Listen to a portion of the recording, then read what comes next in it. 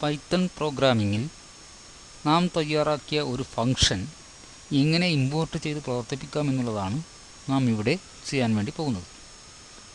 ആദ്യമായി application programming Python idle ഉപയോഗിച്ച് Python shell തുറന്നതിന് ശേഷം നാം പുതിയ ഫംഗ്ഷൻ തയ്യാറാക്കുന്നതിന് വേണ്ടി പുതിയ വിൻഡോ തുറക്കേണ്ടതുണ്ട്. അതിന് ഫയൽ, ന്യൂ വിൻഡോ എന്ന ക്രമത്തിൽ ക്ലിക്ക് ചെയ്ത് കഴിഞ്ഞാൽ പുതിയ അൺടൈറ്റിൽഡ് എന്നു പേരുള്ള ഒരു ഷെൽ തുറന്നു വരുന്നത് കാണാം. ഈ വിൻഡോയിൽ ആണ് നാം പുതിയ ഫംഗ്ഷൻ ടൈപ്പ് ചെയ്യേണ്ടത്. ഇവിടെ രണ്ട് സംഖ്യകളുടെ തുക കാണുന്നതിനുള്ള ഒരു ഫംഗ്ഷനാണ് നാം തയ്യാറാക്കുന്നതെങ്കിൽ ആ ഫംഗ്ഷനെ ആദ്യം ഡിഫൈൻ ചെയ്യേണ്ടതുണ്ട്. അതിന് df എന്നുള്ള നിർദ്ദേശമാണ് നൽകുന്നത്. ഡിഫൈൻ തുകയാണ് കാണേണ്ടതെങ്കിൽ സം എന്ന് നമുക്ക് വേണമെങ്കിൽ എടുക്കാം. സം എന്നെടുത്തതിന് ശേഷം ബ്രാക്കറ്റിനകത്ത് എത്ര സംഖ്യകളുടെ തുകയാണോ കാണേണ്ടത് അത്രയും ചരങ്ങൾ നമുക്ക് ഉൾപ്പെടുത്തേണ്ടതുണ്ട്. രണ്ട് സംഖ്യകളാണെങ്കിൽ a, b എന്നീ രണ്ട് ചരങ്ങൾ നമ്മൾ ഉൾപ്പെടുത്തിയതിന് ശേഷം ബ്രാക്കറ്റ് ക്ലോസ് ചെയ്ത് കോളനും കൂടി ചേർത്ത് എൻ്റർ കീ അമർത്തണം. അതിനുശേഷം ഈ രണ്ട് സംഖ്യകളുടെ തുക ഏതെങ്കിലും ഒരു അക്ഷരത്തെ കൊണ്ട് സൂചിപ്പിക്കുക.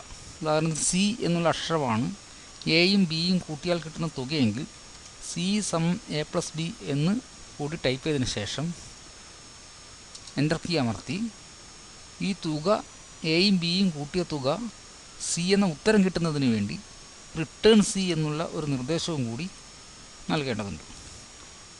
ഇത്രയും ചെയ്ത ശേഷം ഈ ഫയൽ ഇവിടെ സേവ് ചെയ്യേണ്ടതുണ്ട്. ഫയൽ സേവ് എന്നുള്ള നിർദ്ദേശം നൽകി ഫയലിനൊരു പേര് നൽകി, ഉദാഹരണത്തിന് ഫംഗ്ഷൻ 1 എന്ന് ഉള്ള ഒരു പേര് ഞാൻ നൽകുന്നു.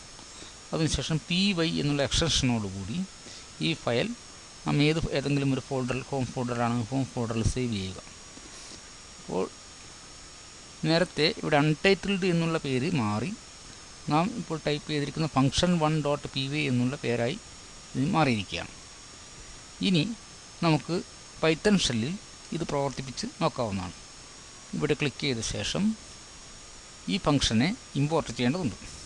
ഇമ്പോർട്ട് ചെയ്തുള്ള നിർദ്ദേശം ഇമ്പോർട്ട്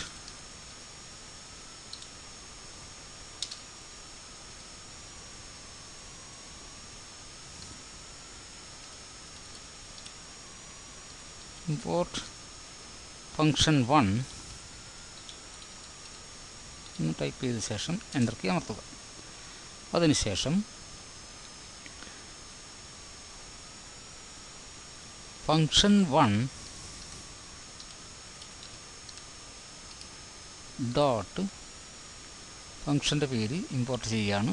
function1 ഡോട്ട് ഇവിടെ സമ്മാണ് കാണേണ്ടതെങ്കിൽ ഡോട്ട് സം എന്ന് ടൈപ്പ് ചെയ്ത ശേഷം ബ്രാക്കറ്റിനകത്ത് ഏതൊക്കെ സംഖ്യകളാണോ കൂട്ടേണ്ടത് ആ സംഖ്യകൾ തന്നെ ഇവിടെ നൽകാവുന്നതാണ്. ഉദാഹരണത്തിന് 25, 35 എന്നീ രണ്ട് സംഖ്യകളാണ് കൂട്ടേണ്ടതെങ്കിൽ 25, 35 എന്നിവ ബ്രാക്കറ്റിനകത്ത് എഴുതിയതിന് ശേഷം ബ്രാക്കറ്റ് അടച്ചതിന് ശേഷം എൻ്റർ കീ അമർത്തുക. അപ്പോൾ നമുക്ക് ഉത്തരം 60 എന്ന് ലഭിക്കുന്നു. അപ്പോൾ ഇവിടെ ഈ ഫംഗ്ഷൻ നാം ഇമ്പോർട്ട് ചെയ്ത് അത് പ്രവർത്തന സജ്ജമായിരിക്കുന്നു എന്ന് നമുക്ക് കാണാൻ വേണ്ടി കഴിയും. ഇനി ഒന്നിലേറെ ഫംഗ്ഷൻ വേണമെങ്കിൽ വീണ്ടും ഫയൽ, ന്യൂ വിൻഡോ എന്ന ക്രമത്തിൽ തുറന്ന് ഇതിനകത്ത് നമുക്ക് പുതിയൊരു ഫംഗ്ഷൻ തുടങ്ങണമെങ്കിൽ തുടങ്ങാം. ഉദാഹരണത്തിന് മൾട്ടിപ്ലൈ ആദ്യം ഡിഫൈൻ ചെയ്യേണ്ടതുണ്ട്. ഡിഫൈൻ മൾട്ടിപ്ലൈക്ക് മൾ എന്ന് ഞാൻ നൽകുന്നു. മൾ a, b എൻ്റർ. പ്രോഡക്റ്റ് കാണുന്നതിന് p എന്ന അക്ഷരം എടുക്കുന്നു. p = a × b enter. Return p എന്ന ക്രമത്തിൽ ടൈപ്പ് ചെയ്യുക. റിട്ടേൺ p എന്ന ക്രമത്തിൽ ടൈപ്പ് ചെയ്തതിന് ശേഷം ഇതിനെ സേവ് ചെയ്യുക. File, save. നേരത്തെ function1 എന്ന് നൽകിയിട്ടുണ്ട്, ഇതിനെ നമുക്ക് function2 എന്ന് നോക്കാം. function2.py എന്നുള്ള പേരിൽ ഇതിനെ സേവ് ചെയ്യുന്നു. അപ്പോൾ ഇവിടെ നേരത്തെ അൺടൈറ്റിൽഡ് ഫോൾഡർ എന്നുള്ളത് മാറി function2 എന്നായി മാറിയിരിക്കുന്നത് കാണാം.